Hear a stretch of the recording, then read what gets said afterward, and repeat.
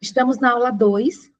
Nessa aula 2, nós vamos falar sobre a epidemiologia dos transtornos alimentares, tá? Então, assim, como eu já disse na última aula, esses primeiros capítulos, eles são capítulos onde a gente não vai trabalhar muito a questão de estratégia de intervenção, né? A gente está aqui conhecendo esse mundo dos transtornos alimentares. Então, é importante, né, vocês não ficarem ansiosos em relação às estratégias, em relação a coisas mais práticas, porque a gente precisa aprender essa primeira parte do livro, tá?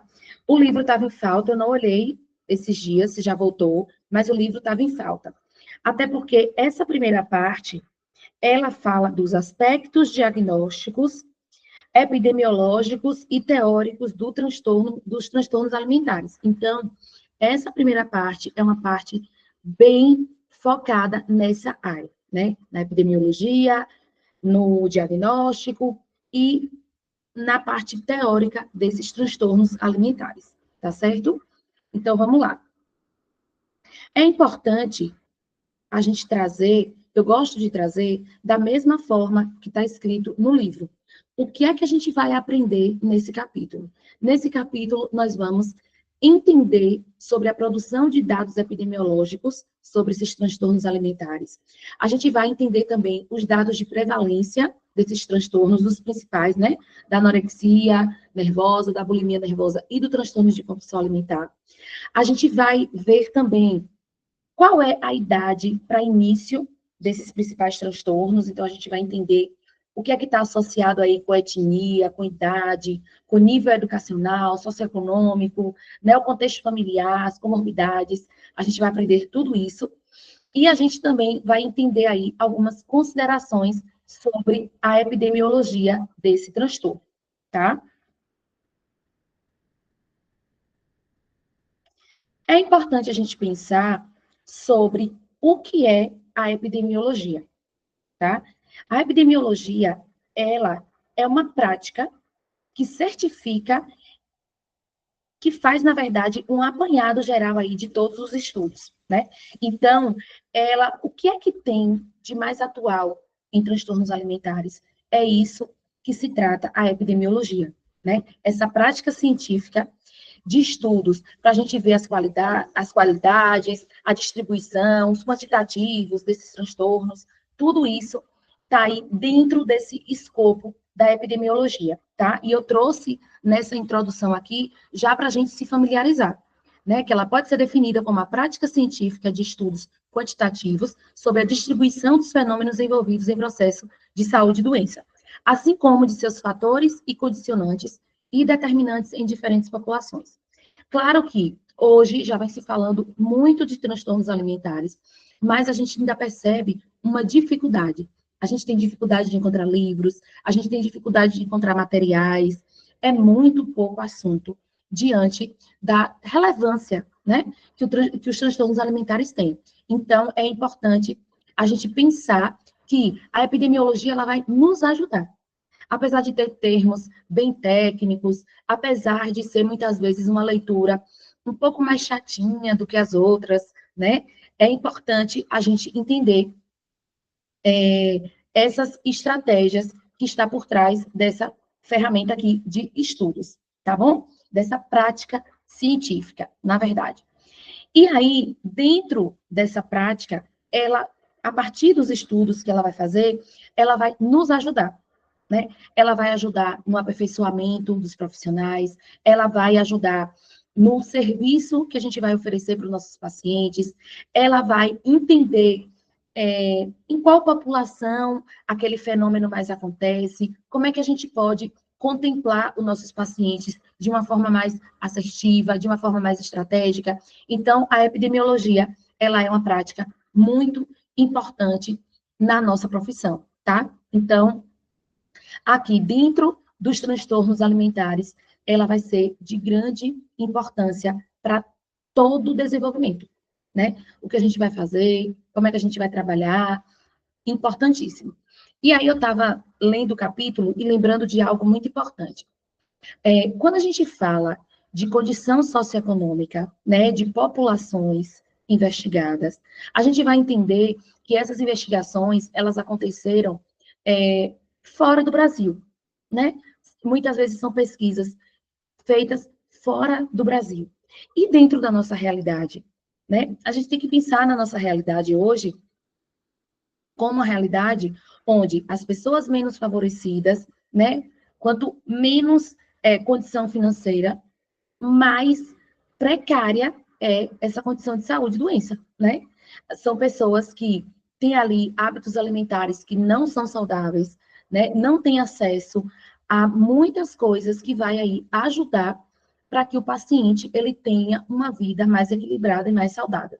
Não por falta, muitas vezes, de condição financeira em algumas situações, mas também por falta de conhecimento. Não é só a questão socioeconômica, mas também é a questão da falta de conhecimento, né? E se a gente for pensar também na oferta de alimentos, se a gente for pensar nos estímulos, se a gente for pensar na mídia, é uma discussão aqui que não acabaria mais. Mas é importante a gente entender, né, sobre essa questão das populações, para a gente não acreditar que é uma realidade muito longe daquilo que a gente vive. É importante a gente pensar por esse lado também, tá certo?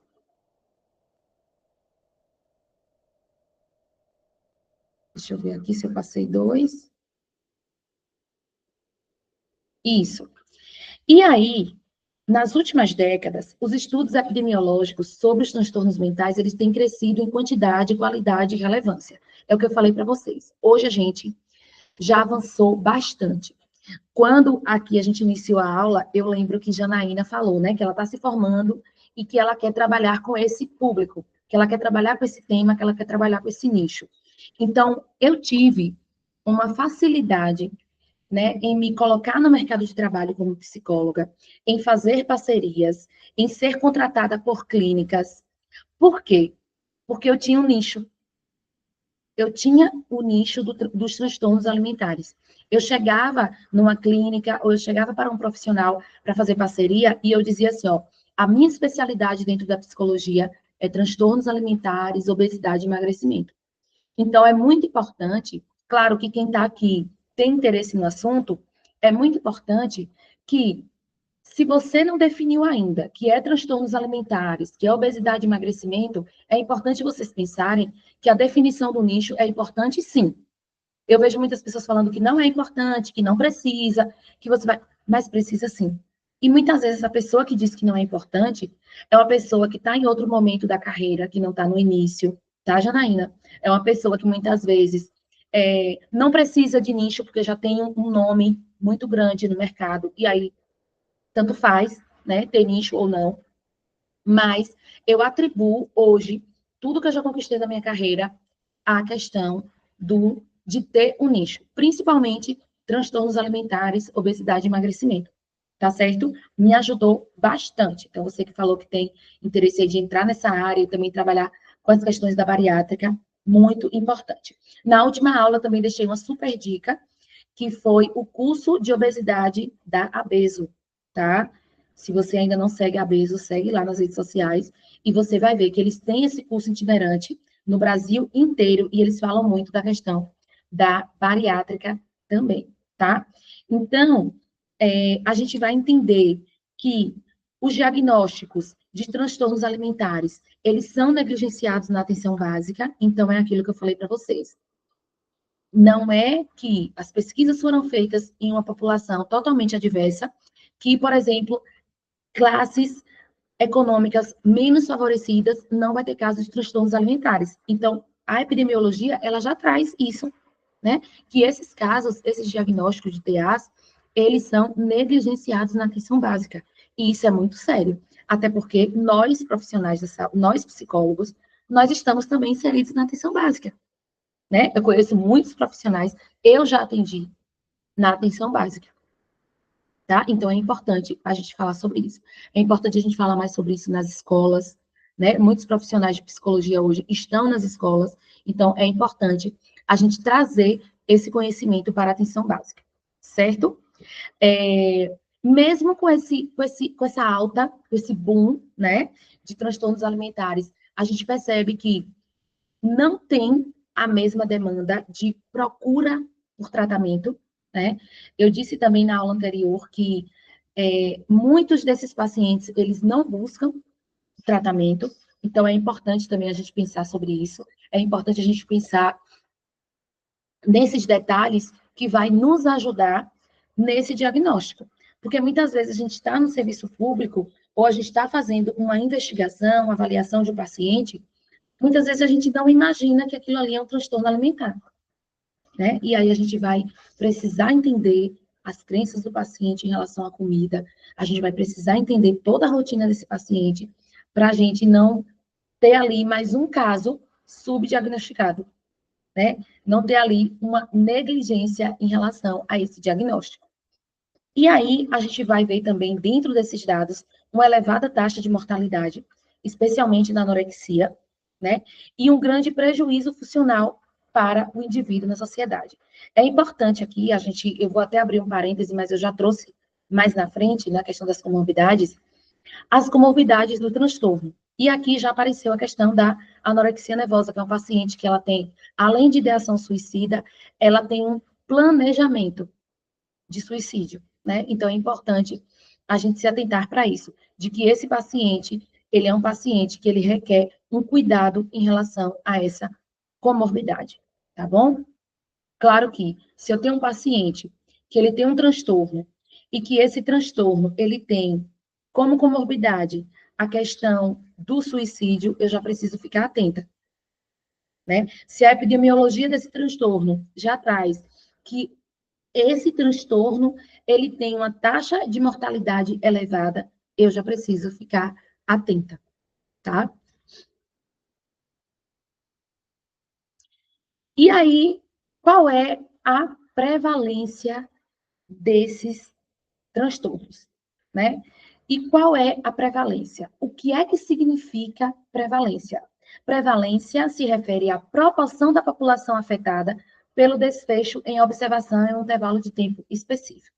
O que é que os dados nos trazem? Que a anorexia nervosa e a bulimia nervosa, elas são consideravelmente mais prevalentes no sexo feminino do que no sexo masculino, né? E aí a gente vai perceber que esse dado é um dado que aparece, na verdade, em todas as situações de saúde, né? Por quê? Isso também leva em consideração que a mulher procura mais os cuidados com a saúde, né? Que a mulher procura mais os pontos de saúde, os serviços de saúde. Então, esses dados também precisam levar em consideração isso, tá bom? Esses dados também trazem para a gente de que o transtorno de compulsão alimentar também se apresenta mais frequente no sexo feminino. Contudo, já no transtorno de compulsão alimentar, a gente tem uma diferença consideravelmente menor, né, em relação a isso. A gente vê, até porque os casos de sobrepeso em transtorno de compulsão alimentar, eles são mais elevados. Então, a gente vê que essa questão do sobrepeso, dentro do transtorno de compulsão alimentar, entre homens e mulheres, a diferença não é tão grande. Então, a gente vai perceber diante disso também, ok? E aí, um detalhe também importante em relação à prevalência. Tais diferenças podem não ser evidenciadas em função da idade da população investigada e critério atribuído ao transtorno alimentar. Então, assim, a gente vai perceber que cada vez mais crianças e adolescentes estão acometidos com obesidade, né? Então, a gente precisa investigar não só diagnósticos precoces, mas a gente precisa investigar também sintomas daquele transtorno, né? O meu paciente, ele não precisa fechar os critérios para eu tratar, para que eu possa tratar esse paciente de uma forma efetiva, tá? Então, é importante a gente estar atenta também a essas questões de prevalência nas populações afetadas. E aí, quais são os fatores associados? Os estudos epidemiológicos são especialmente interessantes para a identificação de subgrupos de maior risco de apresentação dos transtornos mentais em distintas populações investigadas. Então, a gente vai conhecer um pouquinho aqui desses fatores associados, tá? Primeira coisa que a gente precisa entender, deixa eu colocar aqui o carregador.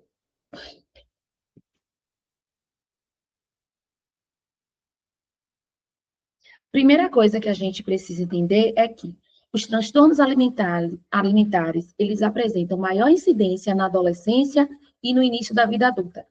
Acabei de falar para vocês da questão do diagnóstico precoce, né? A questão dos adolescentes. Inclusive, gente, essa demanda de adolescente tem crescido muito no consultório. Então, é importante a gente estudar bastante em relação a isso, porque é uma demanda que chega muito no consultório, essas demandas de adolescente, tá? As demandas com criança, a gente já sabe, né?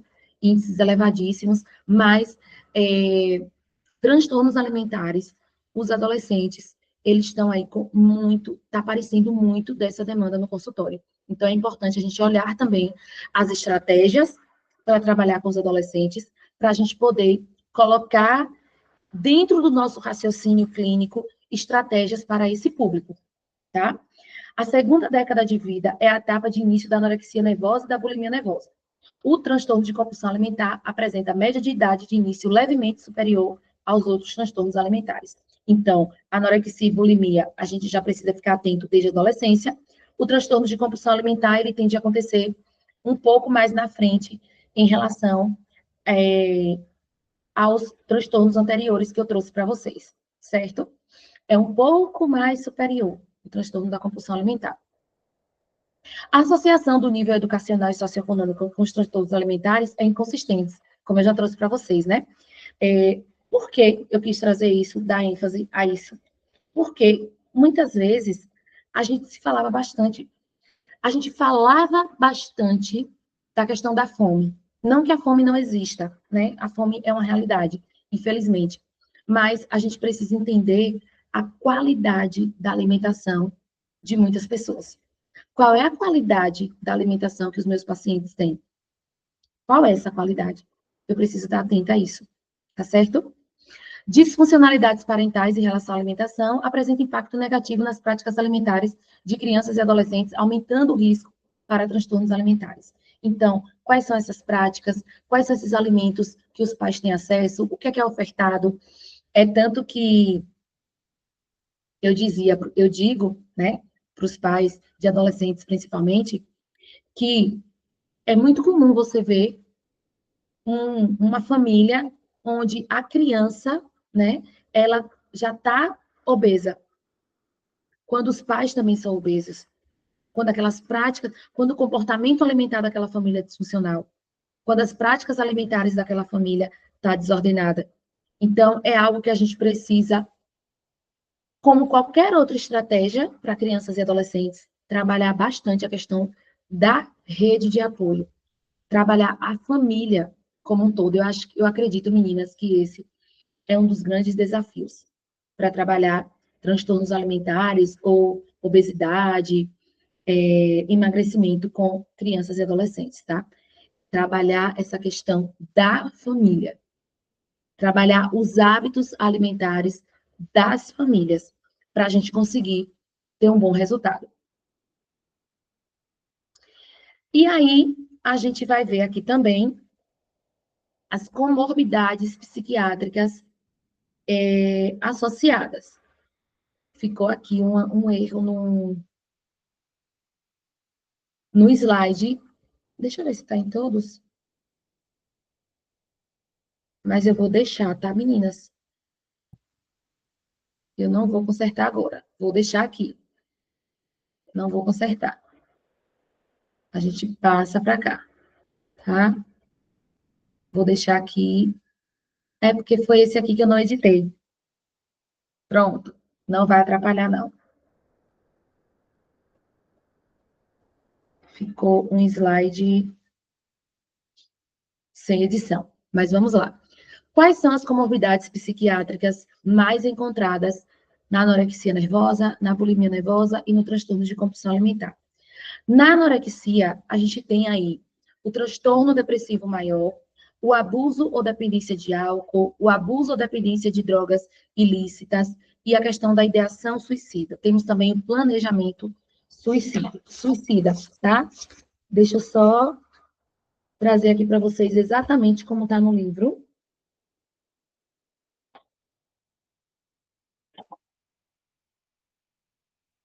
Plano suicida, presença de plano suicida. Além da questão da ideação, o plano suicida, né? Que são aí coisas diferentes, né? E que a gente precisa, de imediato, trabalhar com os pacientes. Até porque as comorbidades psiquiátricas dentro dos transtornos alimentares é uma regra, tá? Então, o seu paciente que tem anorexia nervosa, ele vai ter comorbidade psiquiátrica. O seu paciente que tem bulimia nervosa, ele vai ter comorbidade psiquiátrica. O seu paciente que tem transtorno de compulsão alimentar, ele vai ter comorbidade psiquiátrica. Então, as comorbidades psiquiátricas dentro dos transtornos alimentares é uma regra, né? Quero que vocês anotem isso, quero que vocês gravem isso, para que vocês possam fazer um diagnóstico muito bem elaborado e para que vocês também consigam trazer um resultado para esse paciente. Porque, claro, o nosso plano de tratamento, eu digo sempre às meninas da minha supervisão em grupo, né? Eu falo para elas o seguinte: a gente precisa montar um plano de tratamento considerando tudo isso, né? A gente precisa. Então, por exemplo, eu tinha uma paciente com anorexia que ela chegava no consultório muito animada, sabe? Ela chegava no consultório muito feliz, e aí super motivada, e tinha ido na nutricionista, e a gente estava caminhando.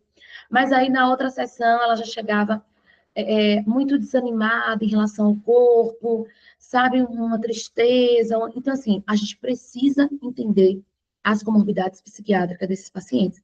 Porque senão, se você não tratar as comorbidades psiquiátricas, esse paciente ele não vai avançar. E muitas vezes a gente vai se sentir incapaz diante daquele caso. Nossa, esse paciente meu não melhora. Esse paciente meu não está indo para frente, eu não sei trabalhar isso. E aí muitas chegam na supervisão, Alana, eu preciso de uma técnica, de uma ferramenta, quando na verdade ainda nem diagnosticou qual é a comorbidade psiquiátrica daquele paciente. Então, antes de sair querendo aplicar 1000 técnicas, principalmente os psicólogos que trabalham com a TCC, né? Eu trabalho com a TCC. Gente, não é só técnica. A TCC é muito mais. Quando eu vejo um profissional meio que desesperado por técnica, por estratégias, por ferramentas, eu vejo que ali tem muito pouca base teórica, tá? A base teórica, ela precisa ser trabalhada para a gente desenvolver o nosso raciocínio clínico e, além de fazer um bom diagnóstico, montar um plano de tratamento para esse paciente que traga resultados para esse paciente. Claro que a gente precisa que o paciente ele faça parte dele, mas é importante que a gente entenda todas essas dinâmicas. Porque senão, quando seu paciente vir numa sessão, vir outra, e você não entender aquilo que está acontecendo com ele, você não vai ter como intervir. Você vai ficar aplicando estratégias e ele não vai. E essas estratégias elas não vão funcionar. Essas técnicas não vão funcionar. E aí, quando minhas alunas me perguntam assim, Alana, qual técnica eu uso aqui? Eu falo nenhuma. A sua escuta já é uma técnica. A psicoeducação, que precisa estar sendo desenvolvida constantemente, é uma técnica. Ou vocês só fazem psicoeducação no início do tratamento, na primeira consulta. O que é pensamento, o que é emoção, o que é comportamento. A psicoeducação, ela vai nos acompanhar durante todo o tratamento do paciente. Desde a entrevista clínica, desde o primeiro contato com o paciente, até a gente vai precisar fazer psicoeducação constantemente. Isso precisa estar dentro da sua agenda de sessão, isso precisa estar dentro do seu plano de tratamento. Certo? A bulimia nervosa, nós temos todos os transtornos de ansiedade, de humor, controle de impulsos e uso de substâncias. Fobia social, fobia específica e transtorno depressivo maior. No transtorno de compulsão alimentar, a gente tem muito parecido as comorbidades psiquiátricas com os transtornos de bulimia nervosa, tá?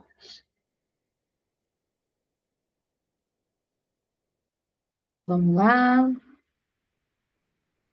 E aí, a gente chega nas considerações finais, tá? A gente chega aqui nas considerações finais, entendendo que é importante a gente considerar, né, a epidemiologia dos transtornos, é importante a gente entender o aumento dos diagnósticos, mas a gente precisa entender que os transtornos de compulsão alimentar, no geral, na população geral, ainda é baixa, tá? Então, assim, nem tudo é transtorno, mas a gente precisa ficar atenta aos sintomas, a gente precisa estar atenta à frequência, o sofrimento clínico que aquele paciente apresenta, e a gente precisa entender todas essas variações que eu trouxe para vocês, né? As variações de cultura, de faixa etária, todas essas variações a gente vai nos ajudar a fazer um diagnóstico mais preciso de TAs nos nossos pacientes, ok? Outra coisa que eu quero trazer aqui para vocês, que é importante ressaltar, né, essas comorbidades psiquiátricas para a gente ter atenção, né? Como é que eu trabalho a questão da depressão? Como é que eu trabalho a questão do controle de impulsos? Como é que eu trabalho a questão do meu paciente que tem TDAH como comorbidade de transtorno alimentar? Como é que eu vou fazer, perdão, esse tratamento de ideação suicida associada aos riscos, né, que esse paciente apresenta com essa ideação suicida. Então, a importância de identificar isso dentro dos transtornos alimentares para ser o foco principal da minha atenção clínica no momento. Tudo isso é importante aqui nessas considerações finais, ok? Para continuar, eu vou parar aqui a gravação, eu vou encerrar a gravação. O bate-papo, as dúvidas, fica para quem estiver online, né? Quem estiver ao vivo e online. E o presente que eu preparei para vocês, que eu vou disponibilizar também, é para quem estiver online e ao vivo comigo. Deixa eu parar a gravação aqui. Só um minutinho.